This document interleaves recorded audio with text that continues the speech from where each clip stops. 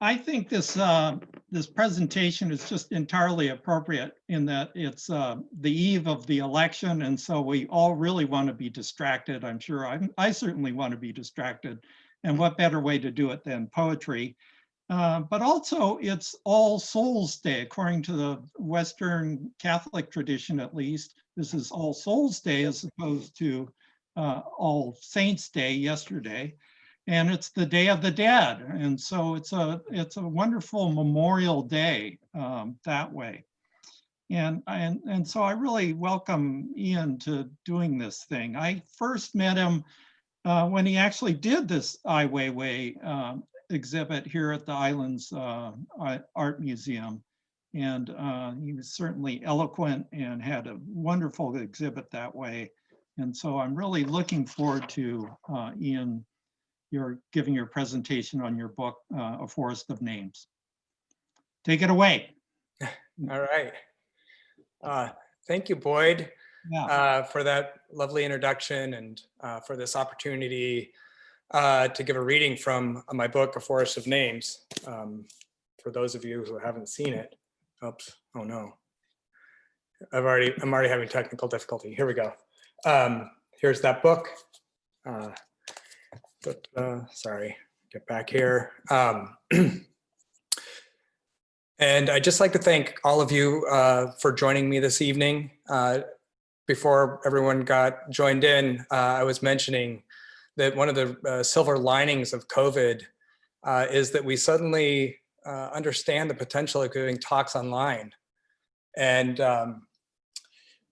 you know, before this pandemic, this talk would have taken place within the confines of our wonderful local library with, you know, Boyd right by my side. And my voice would have reached out maybe at most 40 or 50 feet before it was absorbed by a wonderful wall of books.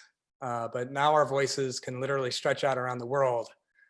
So I really welcome everyone from near and far, wherever you are. It's a real honor to be with you here this evening. Tonight, my voice is going to carry many names, names in both Chinese and English, names of the dead, and short poems written in their honor. And I thought I would begin with today's poem, November 2nd. Today is the birthday of Ming Feng, tip of a tea leaf. Even the mountain's peak could be tasted in the amber cup, a name growing within a name. Tip of a tea leaf was 9 years old. He was a second grader at the Xinjiang Elementary School, which was located on the north side of the city of Dujiangyan in Sichuan province. And on May 12th, 2008, he died, along with tens of thousands of others, when a magnitude 8 earthquake leveled part of western Sichuan, right at the point where the Min River, this is one of the main tributaries of the Yangtze, pours off the edge of the Tibetan Plateau. And the exact number of deaths from this earthquake remains unknown to this day, but it's somewhere between 70 and 80,000 people, maybe more, with hundreds of thousands being injured, and several million people displaced and left homeless, making it one of the most deadly earthquakes in human history. My book meditates on the names of school children who were killed in this earthquake. I translated those names from Chinese into English, and I wrote short meditations on those names. And I did this each day for an entire year. I wrote each poem on the day of that child's birthday. And then I spent a second year editing them. And ultimately, I edited that sequence of 366 poems down to 108 poems, which are what are contained in this book. And that sequence of poems, titled A Forest of Names, starts the day following the earthquake. May 13th, Zhengxi, first glimmer of dawn. Even the moon was shaken. How the dust settled so quickly. The people looked to where the sun should rise, waited as if it were an offering. They held the place where they thought their heart should be, though there was no proper place. Stones, parts of buildings, papers scattered like leaves. It must be winter, but the trees say it's late spring. The horizon of his name, dark blue, but fading. First glimmer of dawn was a child who was 3 years old. And he was in the Julong kindergarten in the city of Mianzhu, which is just a few miles north of Dujiangyan, where Tip of the Tea Leaf lived. And first glimmer of dawn also died when the school he was attending collapsed. As the dust of this earthquake settled, it became clear that a disproportionate number of those who died in this event were school children. The earthquake happened in the middle of the afternoon while all the students all over the region were all in class. They couldn't escape, and their schools collapsed on them. And it became clear that these government-built schools had not been built following earthquake code. Those codes had just been routinely ignored through a web of corruption and greed, resulting in really flimsy, weak buildings that crumbled easily. What came to be known in China as tofu dregs construction, which meant that the concrete resembled the consistency of tofu. It just had no structural integrity whatsoever. And we can really learn a lot about the character of a government by how it relates to the dead, how it relates to grief, how it responds to catastrophe. In the days and weeks following the earthquake, as this corruption was revealed, the government could have recognized those faults. It could have chosen to pursue justice. It could have held those culpable for this faulty construction responsible. They could have extended everything they could to those grieving families. Those are all things they could have done, but they didn't. Instead, they did the opposite. And they circled around to shield those who were responsible. And then they proceeded to intimidate the families who lost children. They bribed them so they wouldn't speak out.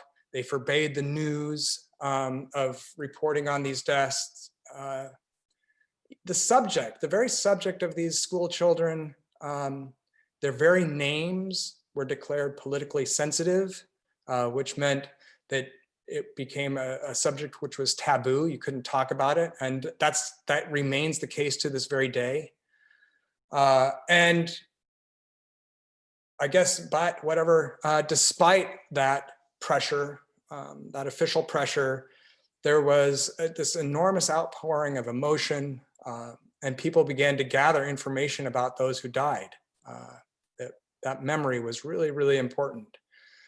And one of the people who emerged as a prominent voice in this tragedy is the artist, blogger, humanist, political dissident, and now refugee Ai Weiwei.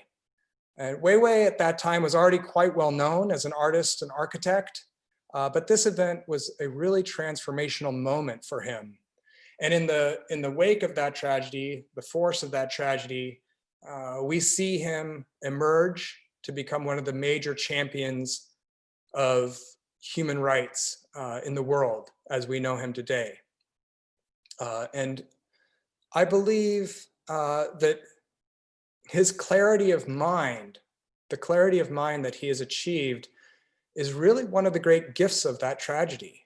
All tragedies, especially huge ones, earthquakes, wars, tyrannies, the current pandemic, all have amazing capacities to reorganize certain human minds.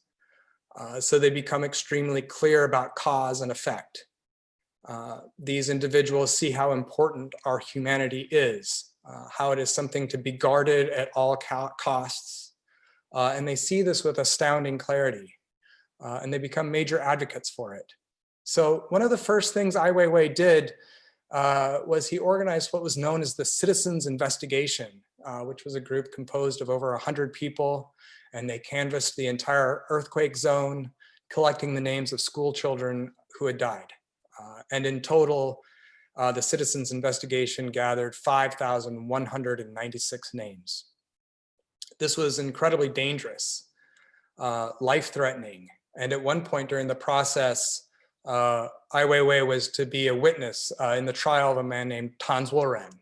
He was a person who was actively calling for justice with regard to these children.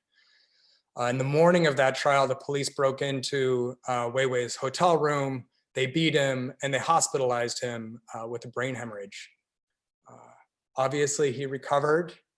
He emerged from that hospital undeterred, and he began to write, continue to write extensively about the earthquake, about the state's relationship to the dead, about dignity, about an enormous number of subjects. And one of the blog entries from that time really caught my attention. He wrote this: "Those children have parents, dreams, and they could smile. They had a name that belonged to them. That name will belong to them 3 years from now, 5 years, 18 or 19 years later. It is everything about them which may be remembered. It is everything that might be evoked." He published the names of these children on his blog, and then he continued to publish the names of the children on the day of their birthday for 10 full years after the earthquake happened. When his blog was shut down by the Chinese government, he began to publish them on Twitter, which is where I first encountered them. And in addition to publishing these names, he made over 30 major works relating to this earthquake, many of which have been exhibited in major museums all around the world. Living here in Cascadia, I grew up on the Oregon coast. I currently live on San Juan Island here in the Salish Sea. I've lived most of my life on top of what is known as the Cascadia subduction zone, which is one of the most dangerous subduction fault zones in the world. And I'm really aware of the prospect of a major earthquake, something that's going to be between 8 and 9 on the Richter scale, maybe higher. And seismologists have determined that earthquakes of this magnitude strike this region roughly every 300 years. The last one was 320 years ago, on January 26th, 1700. So we're really overdue. That last earthquake, what's known as a megathrust quake, is estimated to have been 9.2 on the Richter scale. And in places along the Oregon coast, it generated a tsunami that was over 300 feet high, a wall of water that high. It's just utterly unimaginable to think of that kind of force. And when I look around at the civic infrastructure in this region, I'm just really worried. I really worry that we have not done enough to prepare for this eventuality. And I think there's this huge question of how do we rally ourselves as a region, as a community, to be prepared for a catastrophe of this scale. This summer, there have been all these forest fires, and those have been terrible, but they are very small in comparison with what will happen when there is a giant region-wide earthquake of this scale. So that kind of transformation of a society doesn't just happen naturally. Each one of us has to act, and it requires that we change our consciousness. It requires that we, I think it requires that we somehow, penetrate through, we pop this bubble of self-absorption that I think so many of us are in. And we become really active participants in our community, active participants of our culture. We have to understand that we are our environment. We're active participants of that. And as an artist and writer, I believe that the arts can play an important role in adding to and shaping civic discourse. We have to give it that chance. I think it's a really important role that it can play. And that is one of the reasons that I wrote this book and wrote these poems, is to see if somehow poem-powered language could spark this kind of discussion and action. In 2016, I had the opportunity to curate an exhibition of work by Ai Weiwei. So when I had that opportunity, I decided to organize that exhibition around his work dealing with the Sichuan earthquake, to draw attention to what I saw could happen, what a giant earthquake could do, what could potentially happen to this very place where we live. The resulting exhibition was titled Ai Weiwei Fault Line, and it was held here on San Juan Island at the San Juan Islands Museum of Art. I'm going to show you a few photographs of that exhibition. Just a second here.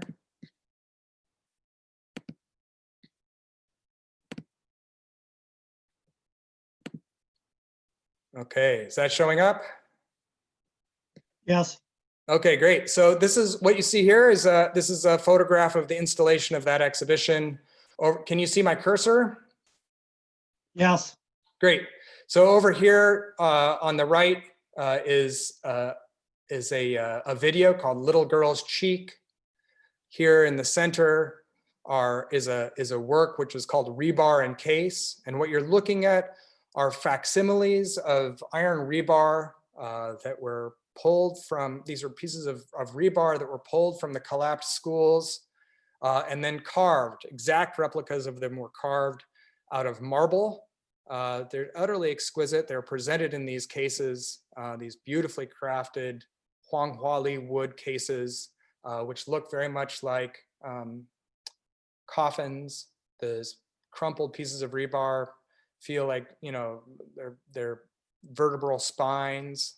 And a really remarkable aspect of this marble is that it's sourced from the same quarry that the marble that was used to build Mao Zedong's mausoleum was sourced. So there's a direct link to state power there. An amazing transformation, very poetic transformation of material. And then over here, along this wall, stretching around, you can see what is called the list of the student victims of the 2008 Sichuan earthquake. And this is all 5,196 names. Here's a couple of other images of that installation. I placed various quotes of Weiwei's throughout that space. Here's a detail of rebar and case.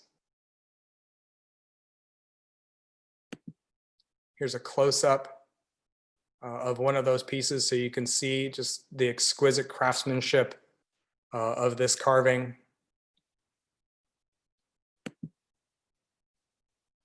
And here's a close-up of that name wall.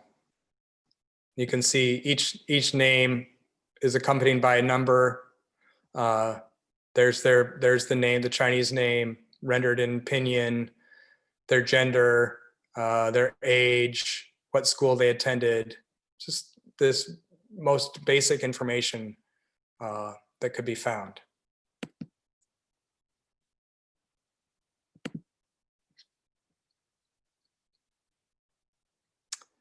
So the names were sent to us printed on 21 sheets of paper. Each piece of paper was 10.5 feet tall and 2 feet wide. My only instructions were that they be mounted side by side to create a wall of names that was 42 feet long, and that these pieces of paper be pasted to the wall so as to appear as if they were part of the wall itself.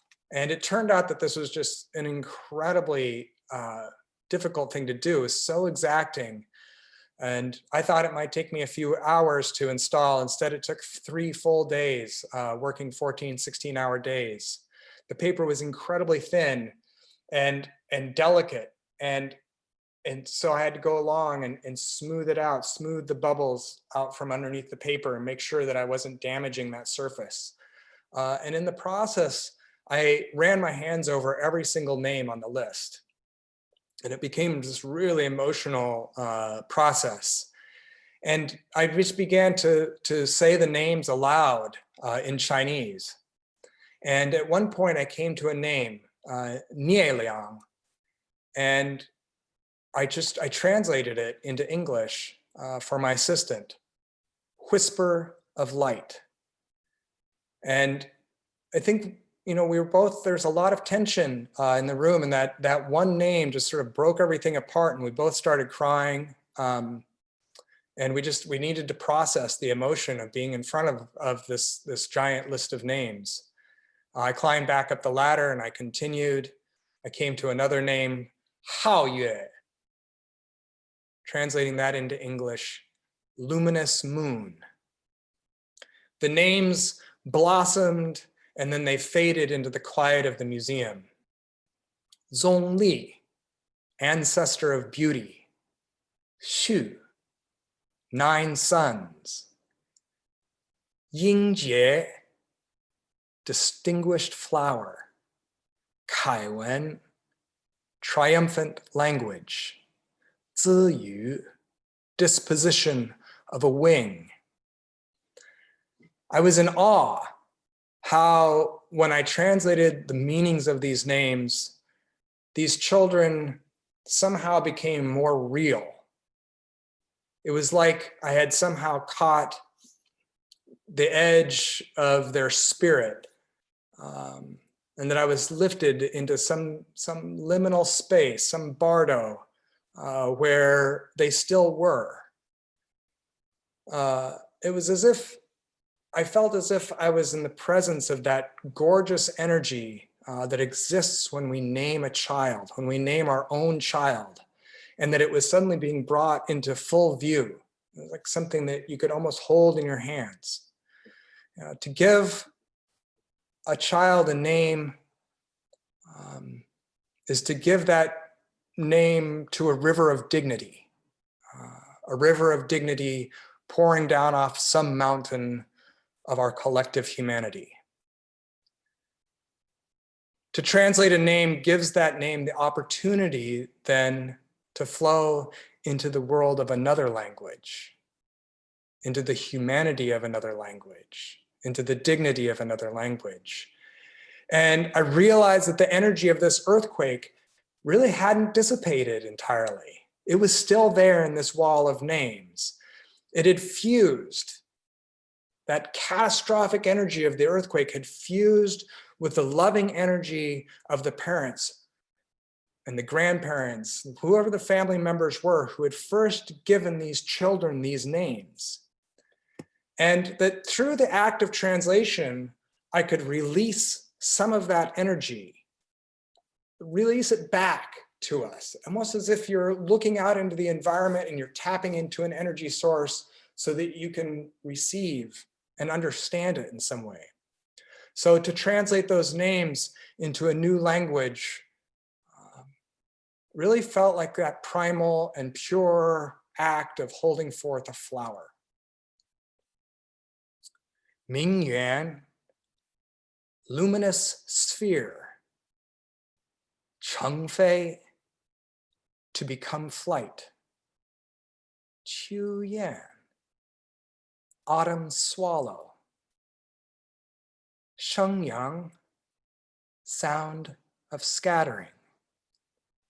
Bai Shu, cypress dawn.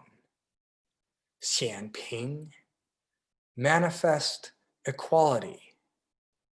Yan Hong, navigator of flame. Ke Yu, axe handle cosmos. The names to just go on and on and on like this. I've always really loved Chinese names. I first moved to China in 1990. And you meet a person, they introduce you, they tell you your name. Sometimes you ask them what it means. Sometimes you don't. Sometimes it just exists as a pure sound. But I never contemplated names like this in mass. And what I saw on this list as I installed it was just awesome in the true sense of the word. I saw this giant landscape begin to emerge out of the fog of this grief, out of the fog of this catastrophe, out of this gigantic boiling mass of intention, of human intention. And I knew then that there was going to be a fourth piece to this exhibition. That fourth piece was going to break down all of my ideas about what a work of art is. Its authorship, its materiality, even how an exhibition, a part of an exhibition may or may not occupy a museum. So it blew apart all these different parts of my art world that I thought I really understood. And that fourth piece consisted of me translating these names and posting them to Twitter in response to Ai Weiwei's daily posts of these children's names. And my plan right then was to do this each day while the exhibition was up, and that I would include, along with those translations of names, images from the exhibitions, links to reviews, articles about earthquakes, various things, public policy, and you name it. And so that's what I did. And I thought I'll show you, just a second here. I'm going to show you that first. Oh no. Okay, there we are. I'm going to show you that first tweet. Here it is. This is where this whole project started, in just this one moment. Translation of two names, Red Cloud Fragrance and Great Wave. Below you can see Weiwei's tweet from January 22nd, 2016. A few days later, you can see I have a tweet that is beginning to even have sort of a proto-poem feel to it. Siming, contemplating clear light. Each name has its vanishing point, but not today, not in Ai Weiwei's fault line. And then here is a tweet from about 3 weeks into the exhibition, a child's name called Book of Solar Luminosity. This photograph that you're looking at marks the moment when I really understood that there was something going on that was much bigger than this exhibition. I really loved photographing this exhibition and the individual pieces in this exhibition from different angles. And I really enjoyed trying to capture photographs that somehow spoke to the names as they happened. And there was a lot of names, which interestingly enough, I was able to create some sort of imagistic resonance from within the show. But how do you create an image that would go with a name like Book of Solar Luminosity? And I found myself that day, I was crawling around on the floor. I love to crawl around on the floor of this exhibition, trying to capture the perspective of it from that of a small child, right?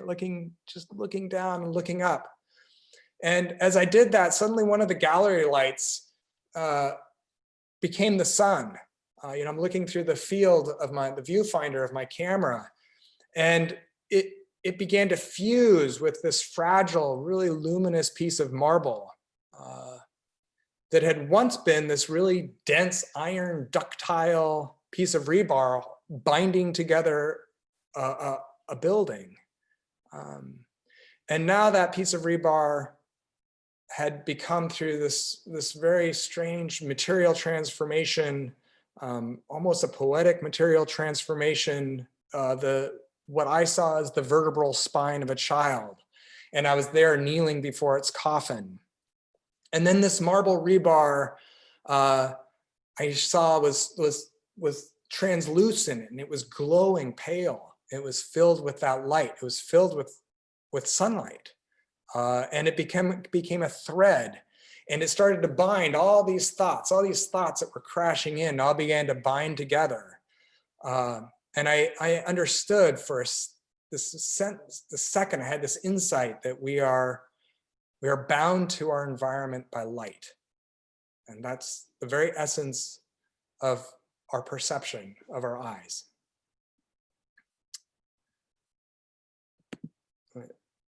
Stop sharing that and come back to you. And so that name then ended up writing this poem. February 18th, Shu Cheng, Book of Solar Luminosity. Once bound, the book could never be held, could never be read. What it offered was the light of its own transformation.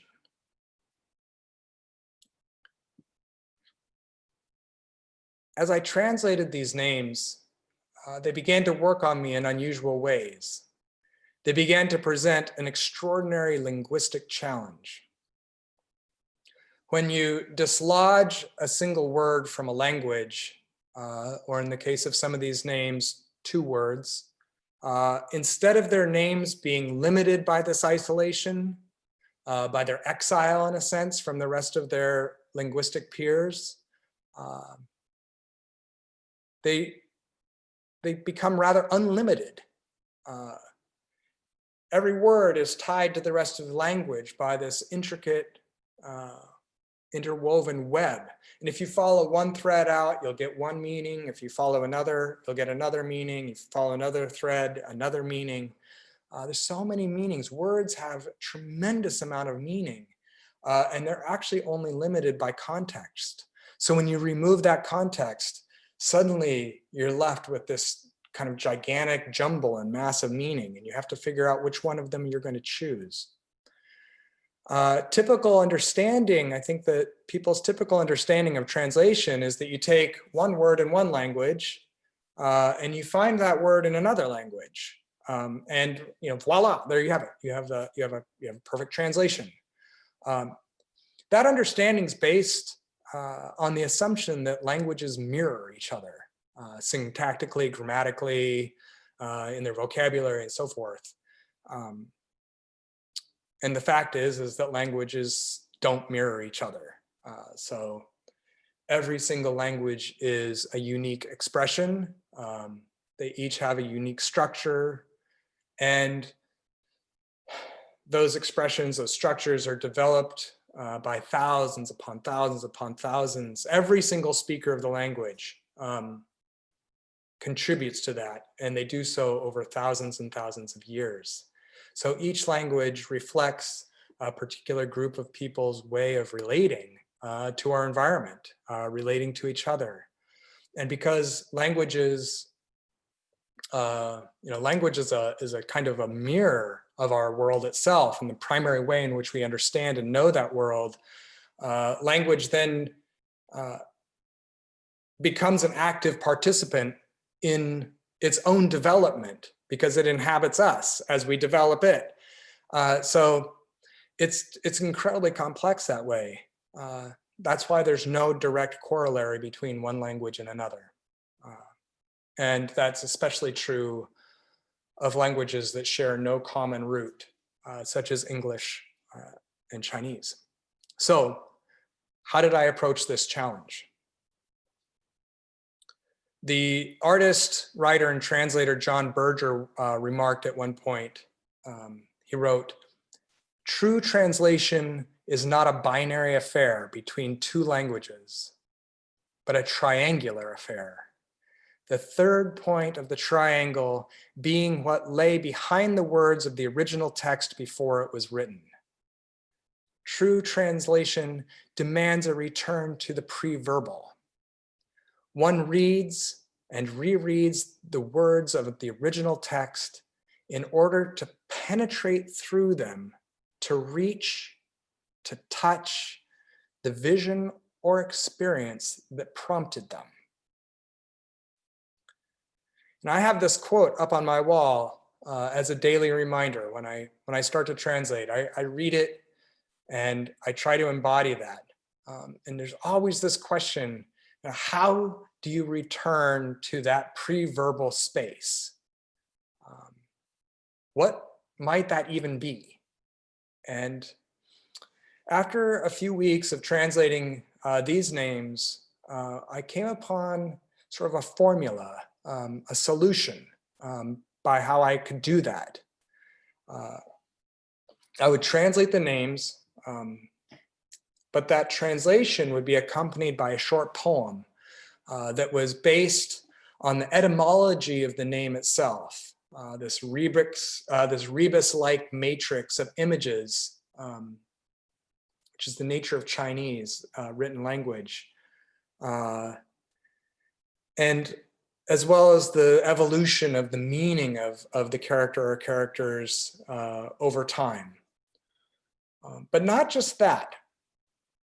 I think that pre-verbal space, that pre-verbal essence, whatever you want to call it, embraces something else.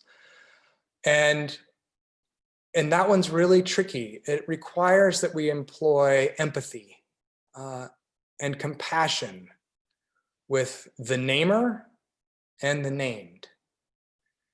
And to accomplish that, to do that, I sat in meditation. I incorporated these names into my meditation practice. So I would begin by visualizing these names, researching them, creating an image, and then I would sit down with that information, that image in my mind, and I would draw that image into tension with what I imagined the hopes and dreams of the parents might have been. Tried to imagine the very moment of them naming their child, as well as with what I thought the child's life might have been like, and then in particular with the tragedy of that child's life being cut short. And then the absence, that type of understanding, that kind of deep knowing, wisdom, bodhi, whatever it is that you want to call it, that accompanies absence, especially absence of a loved one. At that time, Twitter limited its posts to about 140 characters. So I made 140 characters. That includes spaces, the length limit of these poems. The poems had to fit within the confines of a single tweet. And this drove the concision of these poems. You'll find that they're all very short. And through this process, through this kind of unusual process, I generated these poems which really have no precedent in the history of poetry. The late poet Sam Hamill remarked that he felt I had invented a new poetic form, which he called the name poem.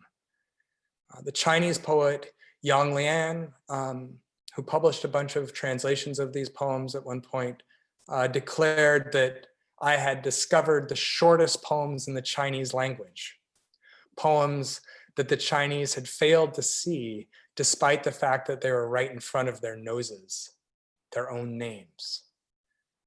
He went on to say that sometimes it takes a person of great distance, a person at great distance, I should say, of distance too, why not? A person foreign to a tradition to see something like this. And I really think that this is one of the great gifts of translation itself. translation often allows us to not just read the work of people from a distant time, place, other language, but it also gives us the seeds to not just see the potential of our own language, but to change our own language and our relationship to our own language. The scholar Victor Mayer and Tzu Lin Mei convincingly argue that it was the translation of Sanskrit poetry into Chinese in the 1st and 2nd centuries that made the Chinese first aware of the syllable and first aware of prosody, which then in turn gave rise to Chinese tonal prosody, which then led to the extraordinary flourishing of poetry in the Tang Dynasty, one of the great flowerings of poetry in human history. And if you think about that, that's amazing. That happened because a set of translators at the edge of the Taklamakan Desert decided they were going to try to move concepts of one language into another. And in my conversations with Sam Hamill and with W.S. Merwin, both were very adamant that it was the translations, the late 19th century translations, early 20th century translations by James Legge, Arthur Waley, Ezra Pound, that sparked the extraordinary blossoming of poetry in America in the 20th century, especially the celebration of the image. So I'm going to share my screen again here, and I'm going to just a second.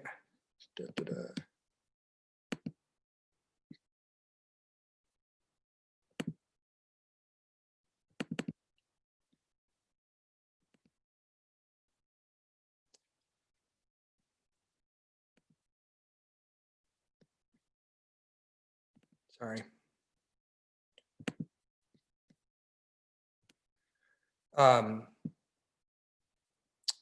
And I want to show you how I approached this translation process. How did I create these images that were what my mind worked with to write the poems?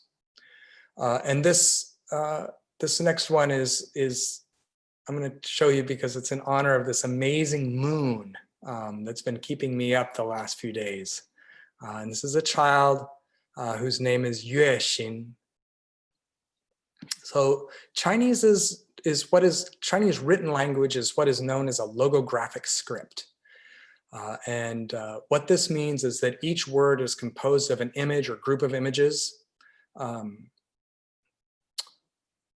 won't give you a long lecture on how that works, but basically some of the images mean what the images represent.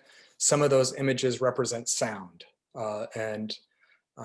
There's a set of languages throughout the world that use this method to render their written languages. Maya, Egyptian, Akkadian, were all logographic languages. And in my 20s, I became really fascinated by this, and I spent several years of my life studying Chinese paleography. And doing that really trained me to read Chinese in a really archaic way. So when I look at Chinese, I often see it as this sort of explosion of images and sounds, images which mean images and images which mean sounds, and they move back and forth, and I like to decompose them, deconstruct them, to try to see what sort of images are buried inside of images. So let me just show you this. Okay, so we've got Yue, which is moon, and over here on the right, I've got all the very ancient, most ancient characters that are known, of the various components of these characters. So at the top, this thing that looks like a D, this is an early image of the moon, as cast into a bronze vessel about 2,500 years ago. The character below this, Xin, which today means to make new or to be new, depending on whether it's a verb or an adjective, even a noun, is a really interesting word. It originally meant to fall trees. And gradually over time, it came to have this extended meaning of to make new. And it's composed here of two parts, okay? There's a left-hand side and a right-hand side. So we'll go down to the bottom here.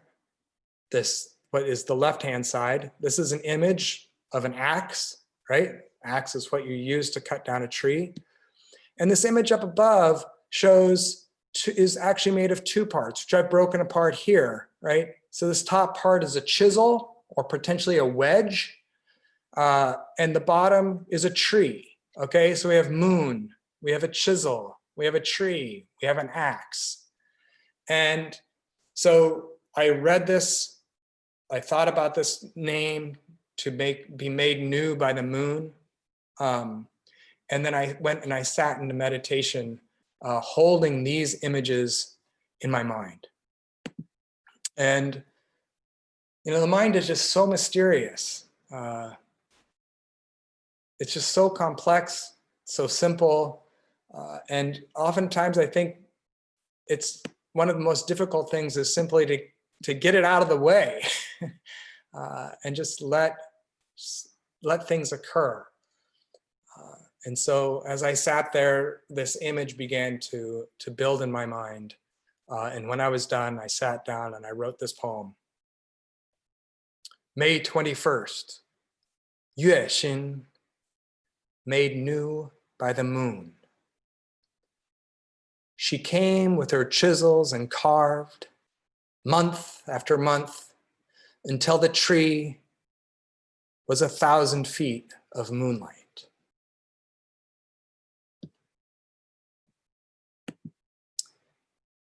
Here's another name. I'll do two of these. This is a child named Chu Yun, meaning autumn cloud. Okay, this is the character for autumn. This is the character for cloud. Autumn can be broken up into two parts. This right-hand side means grain. Here's that ancient character for grain. You can see grain. The head of the grain is now bending over, the ripe head of grain, imaged right here. Then fire to the side. Here's that ancient image of fire. And then yun is this, such a beautiful, beautiful word, cloud. At the top, we see rain. Here's this ancient image of rain, right? And below it, something akin to swirling vapor. And you can see that here. Here's that ancient image. These are all images which are 2,500, 3,000 years old, okay? And Yun is one of those characters that ended up about 2,000 years ago in a book called the Shuowen Jiezi, ended up with this one character, which everyone knows. And it's this beautiful swirl like this. It looks like a question mark. And even in Tang Dynasty stele and things like that, you'll be reading along all these orthographical characters being written, and suddenly there will be this beautiful twisty twirly yun. It really captured the imagination of Chinese writers for a very, very long time. So again, I took those as my image base, and I sat down and let those do their work. September 20th, Qiu Yun, autumn cloud. Shadows fell bird by bird, black flames sheltering in the golden grain. When he joined them, the true form of his name, a question mark, curled slowly to the sky.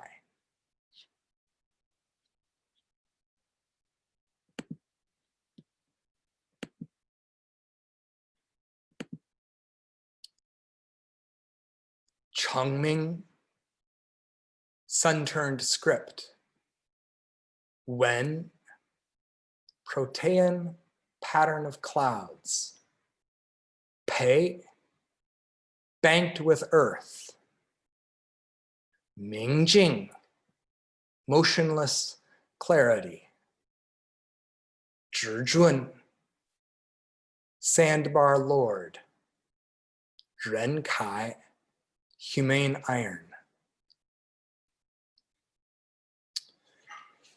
Several people recently have been asking me, what's going to happen next now that you've published this book of poems? What are you going to do? And this book is, I'm so proud of it. So happy that it's out in the world. And it's given birth to a new idea. And one of those ideas is that I now want to, in a sense, de-author, kind of divest myself of the ownership of these poems. And I'm collecting videos of people from all over the world reading these poems, asking people just to choose a poem and take a video of themselves reading it, and then sending those to me. And as they come in, my plan is to post those to my social media. And then once I have all 108 of them, I'd like to take those and weave them together to create a short movie of all of those names being voiced and their poems being read by 108 different people from around the world. So that's one. There's also a second book that's in the works. The original manuscript of A Forest of Names included 366 poems, one for every day of the year. For this book, I cut that down to the 108. I chose the shorter poems for this particular book. So I have a second body of poems that I'm currently preparing for publication. And this is a volume of poems of children inside this book, in this body of children who were named with this very extraordinary name, Axe Handle. And so this is a volume that's dedicated to my teachers. It meditates on axe handles, carbon, the lineage of mind from father to daughter, teacher to student, master to apprentice, and so forth. They're much longer poems for the most part. So I thought I would end this reading by reading one of them. And this is a poem dedicated to the late W.S. Merwin. 玉科, brilliant axe handle. The axe cut both tree and the tree's shadow. Month after month, his name worn smooth by his own hands. Near the end of the season, he searched the trees, each branch, to see if they held a new handle, and he carried away their shadows. He turned the shadows in his hands, felt their weight, listened to their ringing, until he found the one that felt right, and from it carved a new handle, holding the model in his own hand as he carved. New trees sprouting where the shadows had fallen, illuminated without words in the standing sun. Thank you.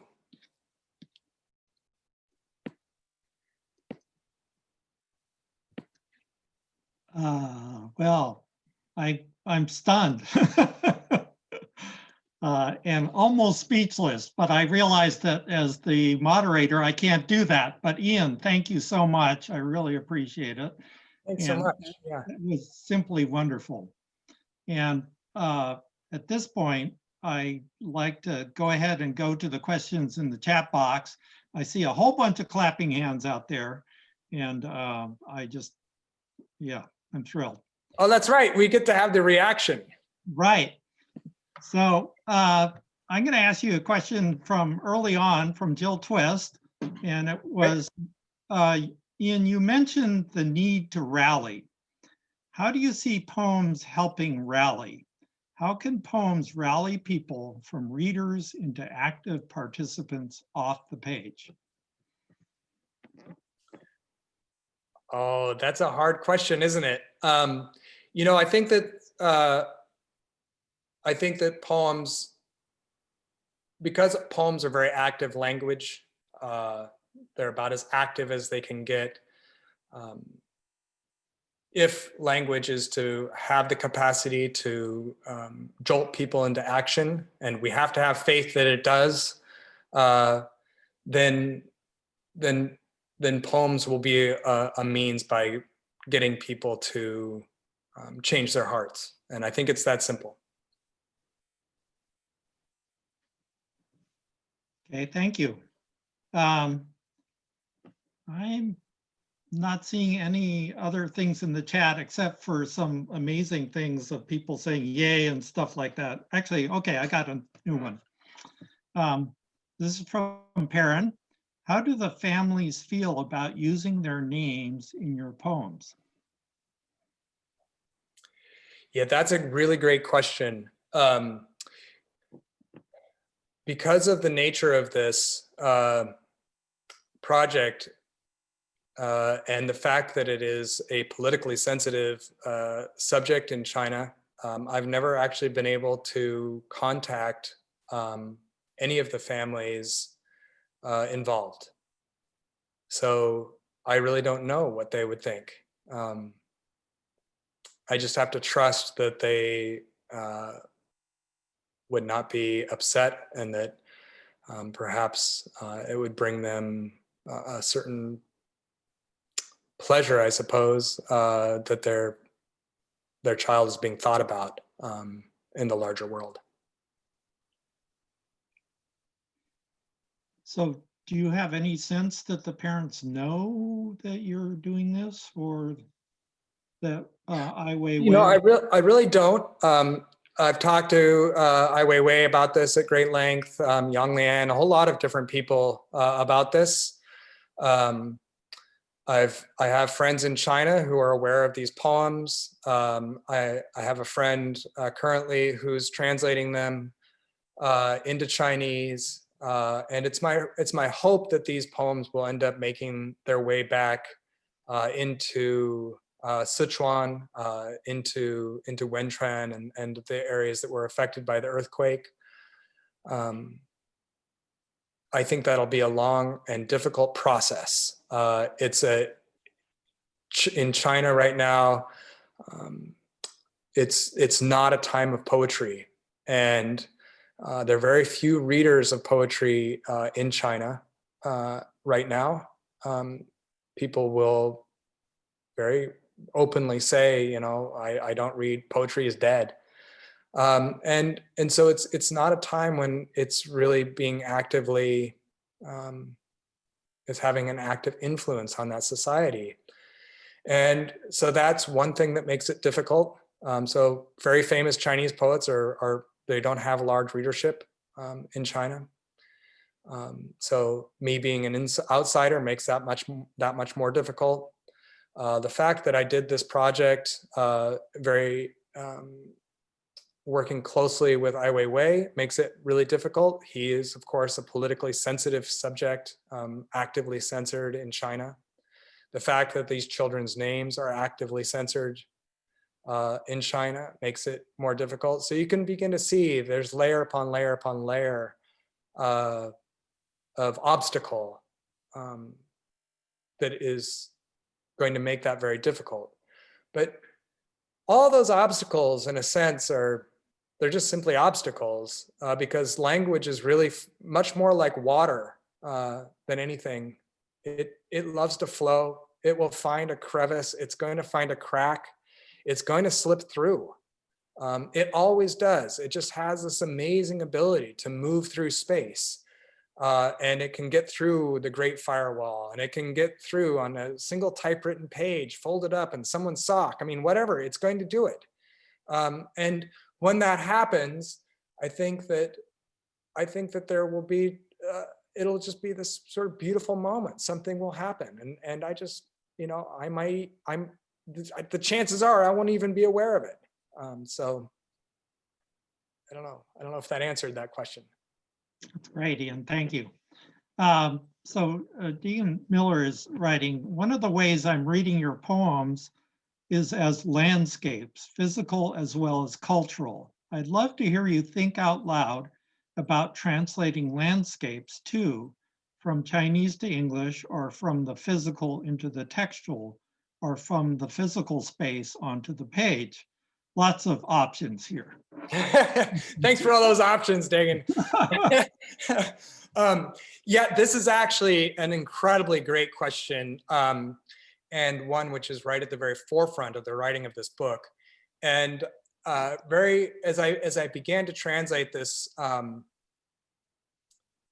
these names, what I began to see emerge was a landscape, and what I began to see in particular was a landscape of dignity. And I hadn't ever thought about dignity as a landscape. I think that we banter around this term dignity all the time, but we very rarely spend time to really sit down and think about what dignity is. Is it a material even? And I think that it's inseparable in many respects from language, because we have to confer dignity onto our subjects, and dignity also arises up out of us. And there's this meeting place in there, and that meeting place is oftentimes mediated by language. So what I began to see is that these names, a name just by itself, Chu Yun, autumn cloud, snow feather, by themselves are single images. But as soon as you begin to put the two together, autumn cloud, snow feather, now we're starting to draw an image, right? It starts to become larger and larger and larger. Humane iron, put that into the mixture. Frost, as each one of these things gets added, there's the contours of something begin to emerge. And I think that anything with contour like that, linguistic contour, can be understood in some regard as a landscape. It might not be a landscape that's what we might typically consider one, like you're looking out over layers and layers of mountains and clouds, and the sun is rising and there's ducks flying and all this stuff. It might be a lot more complex than that. It might contain pretty complex ideas, and those ideas are taking metaphorical shape. They might, righteousness might appear as a pine tree, for that matter. But yeah, anyway, I don't know if how much of that I've answered for you. One of the things I think about landscape is this: how difficult it is to become really familiar with a place, and how long of a process that takes. And you go outside and you look around, and maybe the first day you look out and you just see a few of the major elements that are there. You see a tree, you see that, oh, there's that pine tree right there. And then you look over and there's a fir tree and there's the road. And so the next day you go out and you very quickly are able to see that. And then in between the two, you see that there's a grape, maybe there's a grape bush. And the next day you keep adding and adding and adding until maybe on the flower itself is the pupa of a butterfly, is that, there's all these things, and then things are beginning to grow and they're beginning to decay. And where your mind had been filling in all those parts of that landscape to kind of make it more intelligible, as time aggregates, those places that your mind had just been filling in to create sort of a seamless reality become populated with actuality. And so when you have something like a list of 5,196 names, you have 5,196 moments of actuality. That's a very, very rich matrix by which to construct a kind of a seamless giant landscape. There, That's my thinking out loud for you. Okay, there are several comments here and then a question. And one of the comments has, I apologize, it has Chinese characters which I cannot read. So I'm going to ask you, Ian, to look at that in the chat box, and then I'll ask you another follow-up question. So Yeah, so the question is, would I write names for the names that people are given? They're posthumous names, and I think that's a really fascinating idea. It had never even occurred to me, and I'd love to collect those names. I don't know if anyone has made a list of the posthumous names, or if people have even given posthumous names to these children. This is a question from Rong Sun, who's actually currently translating a bunch of these poems. If you know that, let's pursue that. I think that'd be really fantastic. good. Okay, from Jocelyn Clark, you have invested so much in, quote, China, unquote, or at least the Sinosphere, Chinese language, aesthetics, philosophy, human rights. How do you see this relationship developing in the future? That's a really great question. It's a really, really complex question. It's not very, there's no simple answer here. I first became interested in Chinese when I was 18. I was a student at Wesleyan University. That's where I met Jocelyn, who was asked this question. And she and I, the very next year, were living in China together, studying Chinese at Beijing Teachers College and then at Nanjing University. Both of us have continued on living and studying in Asia and making it a really central part of our practice.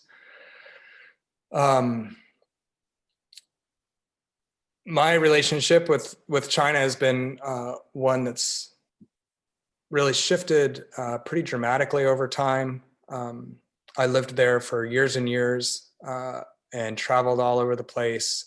I was really interested in Chinese paleography, Chinese calligraphy and the arts, and a lot of subjects which were frankly just not very political. And I think because they weren't political, I just wasn't very aware of what was going on in China with regards to issues like human rights, Tibet particular. And so I went along in this sort of strange dream. And then in 2011 and 2012, I kind of came up hard up against that and ended up having a real confrontation with the Chinese state, with the Chinese Communist Party. And I ended up having to leave China, and that was incredibly upsetting. I can't go back. I've lost the ability to see a lot of really, really dear friends in person. And it really changed the way in which I've related to that world. And so I think that a lot of that has been, I mean, it's been very painful, but it's been an incredible gift to me because it's allowed for me to really unravel a lot of the language which I've been taught. The education system in China right now is an incredibly sophisticated tool, teaching people not to understand their past, completely severing the ties with all sorts of really beautiful and true aspects of their culture. And that's being done so as to be able to maintain power and to be able to have control. And all these subjects which have been really dear, For instance, all of Buddhist vocabulary has just been completely expunged from the text. Nobody understands what any of that is. And so in the process of me being exiled from this country, it's allowed for me to completely re-examine this language. And I began to see that I'd been living in this kind of strange dream that just actually had very, very few touchstones into contemporary reality and suffering and humanity and dignity. I think that it really polluted the way in which I understood those. And so I've been really recalibrating that.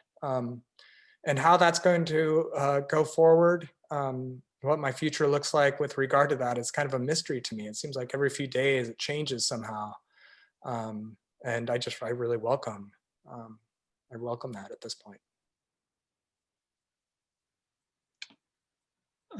Let me ask a follow-up question to that. I'm kind of, this sounds like a bad pun, but in terms of the earthquake and literally shaking things up, I mean, I'm wondering how that relates to you and poetry and art. Is it sometimes is essential for us to be literally shaken out of our normalcy in order to get newer insights?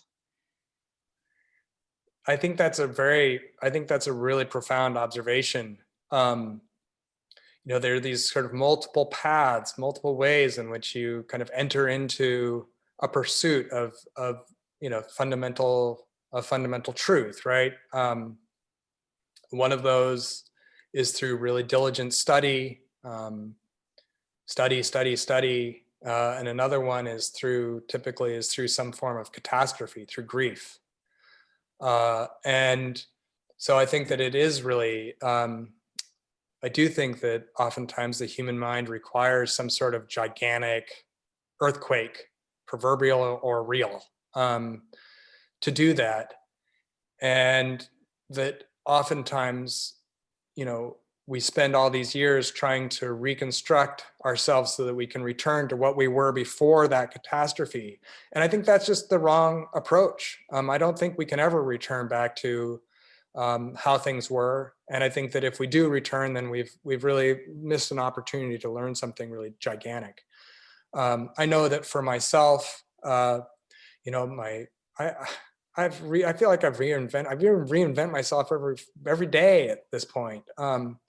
But for so many years, I spent all this time, trying to learn how to make books and teaching myself printing and painting. And, I love material so much. I'm really good at working with material and making things.